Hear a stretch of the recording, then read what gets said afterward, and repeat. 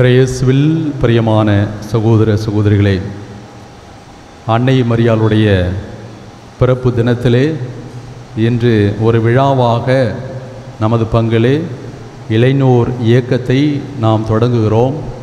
இன்றைய நாளிலிருந்து நமது பங்கில் உள்ள இளைஞர்கள் ஒன்றுபட்டு பங்கின் வளர்ச்சிக்காகவும் தாயான் திருச்சபைக்காகவும் தங்களுடைய நேரத்தையும் தங்களுடைய தனிப்பட்ட திறமைகளையும் ஒப்புக் கொடுக்க இருக்கிறார்கள். அவர்களுக்காக நாம் சிறப்பாக ஜெபிப்போம்.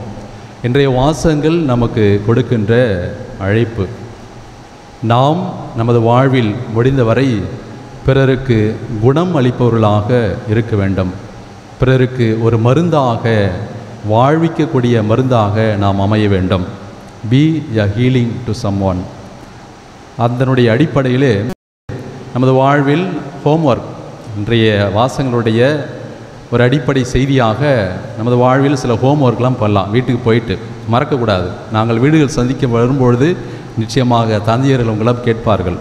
முதலாவதாக, நமது வாழ்வில் நல்ல காரியங்கள் நடக்கின்ற பொழுது, நாம் மகிழ்ச்சியாக இருக்கின்ற பொழுது, இன்பத்தில் இருக்கின்ற பொழுது முதலில் பெருமூச்சு விடுங்கள்.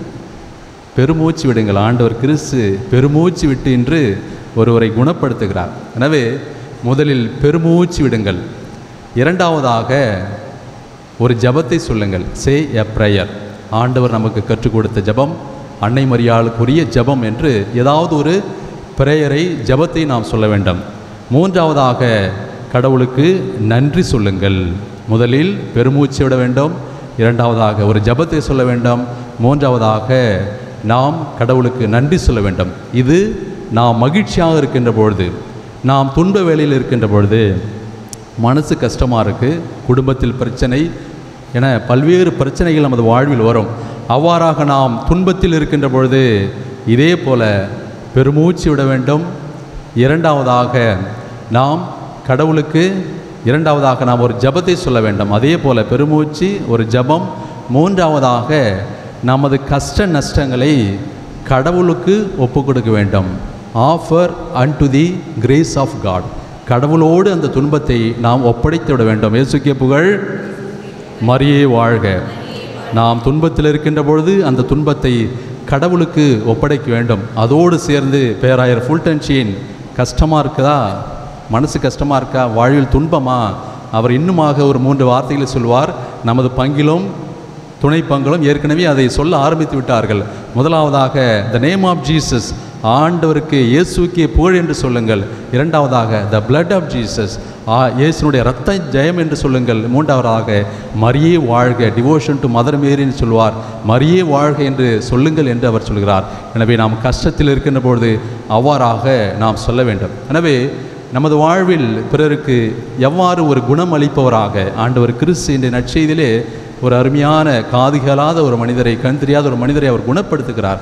நமது வாழ்வில் நம்மால் முடிந்தவரை பிறருக்கு குணம் அளிப்பவராக இருக்க வேண்டும்.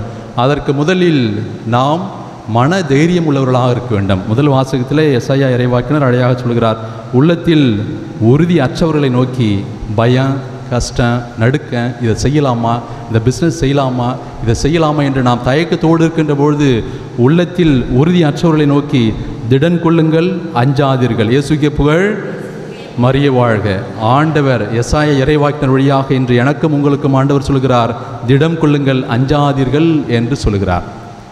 ஒரு முறை அமெரிக்க தேசத்திலே புரூக்ளின் பகுதியை சார்ந்த, நியூயார்க் சிட்டி புரூக்ளின் பகுதியை சார்ந்த அங்கு ஒரு பெண்மணி, ஒரு பெண் குழந்தை பிறக்கிறது. அந்த பெண் சாதாரண ஒரு பெண் குழந்தை போல் அல்லாமல் அவருடைய உருவம் முற்றுமாக மாறி, மூக்கு கோணியிருக்கு, ஒரு காதில் கேட்காது, ஒரு காது கேட்காது. இவ்வாறாக அவருடைய வாழ்வானது பல கேளிக்கைகளுக்கு ஆளாக்குகிறது. அவருடைய உடன் படிக்கின்ற பிள்ளைகள் அந்த சிறு பிள்ளையை கேலி செய்கிறார்கள். மேரி ஆன் பேர்டு என்ற ஒரு சிறு பெண்மணி. அவர் சிறு பிள்ளையாக இருக்கின்ற பொழுது அவருடைய ஆசிரியை, வகுப்பு ஆசிரியை ஒவ்வொரு வாரமும் ஒரு டெஸ்ட் அவர்களுக்கு வைப்பார்கள். என்ன டெஸ்ட் என்றால், த விஸ்பரிங் டெஸ்ட், காதோடு காதாக பேசுவது என்று ஒரு டெஸ்ட். அவ்வாறாக இருக்கின்ற பொழுது ஒரு குறிப்பிட்ட நாளிலே ஒரு தேர்வு நடக்கிறது. அந்த தேர்வுக்கு அந்த மிஸ்ஸஸ் லியோனார்ட் என்ற ஆசிரியை அவர்களுக்கு கொடுத்த வார்த்தையானது த ஸ்கை இஸ் ப்ளூ, வானம் நீளமாக இருக்கிறது. You have a new shoe, உமக்கு ஒரு புது செருப்பு இருக்கிறது என்று சொல்லி சொல்லுகிறார்கள். ஒவ்வொருவரும் ஒவ்வொரு பிள்ளையுமாக சென்று ஒரு காதை மூடிக்கொண்டு மற்றொரு காதோடு வைத்து ஆசிரியர் என்ன சொல்கிறார்கள் என்று சொல்ல வேண்டும். அதுதான் அங்கே தேர்வு. இந்த மேரி ஆன் பேர்ட் அவர்கள் சென்ற பொழுது இந்த இரு வாக்கியங்களை விட்டுவிட்டு 7 வார்த்தைகள் அடங்கிய ஒரு வாக்கியத்தை சொன்னார்கள். அந்த வாக்கியமானது, அந்த 7 வார்த்தையானது அவருடைய வாழ்வையை மாற்றியது என்று தன்னுடைய புத்தகத்திலே அவர் எழுதியிருக்கிறார். அவர் ஒரு நாவல் ஆசிரியர், உலகம் அறிந்த ஒரு மகத்தான ஆசிரியராக பிற்காலத்திலே உலகத்தால் சமூகத்தால் அங்கீகரிக்கப்பட்டார் மேரி ஆன் பேர்ட் அவர்கள். அந்த வார்த்தை 7 வார்த்தை அடங்கிய அந்த வாக்கியம் என்னவென்றால், தமிழிலே நீ என்னுடைய பிள்ளையாக இருந்திருக்க நான் விரும்புகிறேன். I wish you were my little child girl என்று அந்த ஆசிரியர் சொன்னார்கள். அந்த 7 வார்த்தைகள் அடங்கிய அந்த வாக்கியம் எனது வாழ்வை மாற்றி போட்டது என்று சொல்லி அந்த பெண்மணி சொன்னார்கள். அவ்வாறாகவே அவருடைய வாழ்க்கையை உண்மையாகவே ஆண்டவரால் மாற்றியது. இந்த வார்த்தையை மிஸ்ஸஸ் லியோனார்ட் என்ற அந்த ஆசிரியருடைய காதில் சொன்னது, வாயால் சொன்னது ஆண்டவர் என்று அந்த பெண்மணி ஆழமாக பதிவு செய்திருக்கிறார். இயேசுவில் பிரியமான சகோதர சகோதரிகளே, எனவே நாம் பிறருக்கு சொல்லாலும் செயலாலும் குணமளிக்கக்கூடியவர்களாக நம்மால் வாழ முடியும். ஒரு சாதாரண பெண்மணி செய்யும் பொழுது நாம் அனைவரும் ஆண்டவர் கிறிஸ்துவால் அழைக்கப்பட்ட நம் அனைவருக்கும் பிறருக்கு நம்மால் இருந்தவரை குணமளிக்கிறவர்களாக இருக்க வேண்டும். அதற்கு முதலில் நாம் திடன் கொண்டவர்களாக இருக்க வேண்டும். அதைத்தான் முதல் வாசகத்திலே நாம் கற்றுக்கொள்கிறோம். 2வது வாசகத்திலே திடன் கொள்ளுவர்களாக, கடவுள் மீது நம்பிக்கை கொள்ளுவர்களாக இருந்தால் மட்டும் போதாது, நாம் வேறுபாடு அற்றவர்களாக வாழ வேண்டும். அதைத்தான் 2வது வாசகத்திலே யாக்கோப்பு திருமுகமானது புது விவிலியத்திலே மிகவும் ஆழமான வாழ்வியல் சூழ்நிலையை, மனிதர்களுக்கு தேவையான கருத்துக்களை சொல்லுகிறது. செயலற்ற விசுவாசம் செத்த விசுவாசம் என்று பவுலடியாருக்கு எதிராக யாக்கோப்பு அவர்கள் சொல்கிறார். எனவே நாம் சொல்வதை நாம் நம்பிக்கையோடு நின்று விடாமல் அந்த நம்பிக்கையை செயலில் காட்ட வேண்டும் என்று அவர் சொல்லி, எனவே தான் அவர் சொல்கிறார் என்று ஆள் பார்த்து செயல்படாதீர்கள் என்று சொல்கிறார். குறிப்பாக 2வது வாசகத்தினுடைய அந்த இறுதி பகுதியை நாம் வாசிப்போம். நாம் எவ்வளவுதான் பணம் படைத்தவர்களாக இருந்தாலும், பொருள் படைத்தவர்களாக இருந்தாலும், ஆண்டவருடைய அன்பு எவ்வாறு செயல்படுகிறது என்பதை 2வது வாசகத்தினுடைய இறுதியிலே நாம் வாசிக்கிறோம். நம்பிக்கையில் செல்வர்களாகவும் தம் மீது அன்பு செலுத்துபவருக்கு வாக்களிக்கப்பட்ட அரசை உரிமை பெறுபவர்களாகவும் கடவுள் தேர்ந்து கொள்ளவில்லையா என்று சொல்கிறார். நம்பிக்கையில் மகத்தானவர்களை இறைவன் ஒருபோதும் கைவிட மாட்டார். ஏழை எளிய மக்களை இறைவன் இன்னுமாக அதிக அன்பு செய்கிறார். எங்கள் சபையை சார்ந்த புனித பொனவென்ச்சர் அவர்களை பார்த்து பெர்னார்டு என்ற எளிய சகோதரர் ஒரு கேள்வியை கேட்கிறார். கடவுள் யாரை அதிகம் அன்பு செய்கிறார்? அதிகம் படித்த மேதாவி, எ டாக்டர் ஆஃப் தியாலஜி, இறையில் படித்த மகத்தான ஒரு பேராசிரியரை அன்பு செய்கிறாரா? படிக்க தெரியாத ஏழை எளிய ஒரு வயதான பெண்மணியை அன்பு செய்கிறாரா என்று கேட்கின்ற பொழுது அவர் சொல்கிறார், இறையில் படித்த அனைத்தையும் படித்த பேராசிரியை விட படிக்க தெரியாத எளிமையான வயதான பெண்மணியை ஆண்டவர் அதிகம் அன்பு செய்கிறார் என்று சொல்கிறார். இயேசுக்கே புகழ், மரியே வாழ்க. இயேசுவில் பிரியமான சகோதர சகோதரி, நாம் அனைவரும் எளியவர்கள், கடவுள் அன்பு செய்தார். நாம் மீட்பின் வரலாற்றிலே வாசிப்போம்.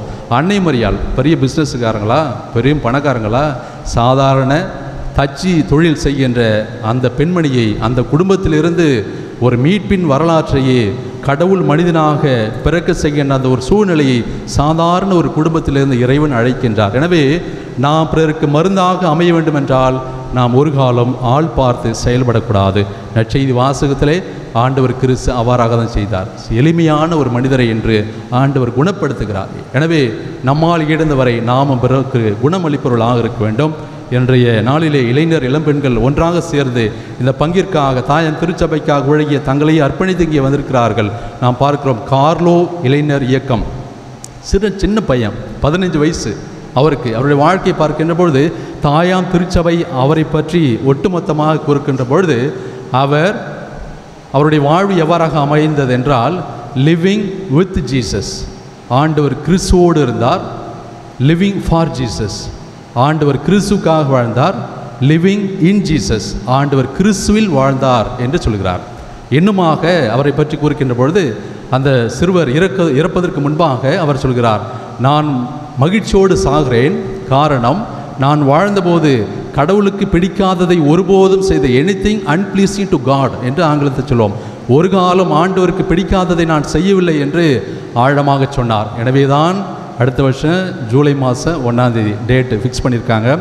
20 புனிதர்கள், 20 இறை அடியார்கள் அவரோடு சேர்ந்து புனிதர்களாக புனித நிலைக்கு உயர்த்தப்பட இருக்கிறார்கள். எனவே அத்தகைய மகத்தான ஒரு மனிதர், அதாவது ஆண்டவர் இயேசு கிறிஸ்துவினுடைய திவ்ய நற்கருணை பக்தியை இந்த இன்டர்நெட் வழியாக உலகறியும் 5 காண்டினென்ட், 5 இடங்களுக்கு மகத்தான பாதி உலகம், அதில் 5 காண்டினென்ட் அங்கே சென்ற ஒரு மகத்தான இறை அடியாராக இன்று இருக்கிறார். எனவே அவருடைய அடியில் நமது பங்கை சார்ந்த இளைஞர்களும் இளம் பெண்களும் அதே வழியில் கடவுளுக்கு பிடிக்காத காரியத்தை ஒருபோதும் செய்தவர்களாக ஆண்டவர் கிறிஸ்துவோடும் ஆண்டவர் கிறிஸ்துவுக்காக கிறிஸ்துவில் இணைந்து பங்கின் வளர்ச்சிக்காகவும் பங்கு தந்தையோடு ஒத்துழைத்த பல்வேறு வகையிலே நமக்காக இந்த பங்கின் மேன்மைக்காக வளர்ச்சியாக ஒத்துழைக்க இருக்கிறார்கள். எனவே அவர்களுடைய நலனுக்காகவும் நம்மளுடைய நலனுக்காகவும் தொடர்ந்து திருப்பலியில் மன்றாடுவோம். ஆமேன்.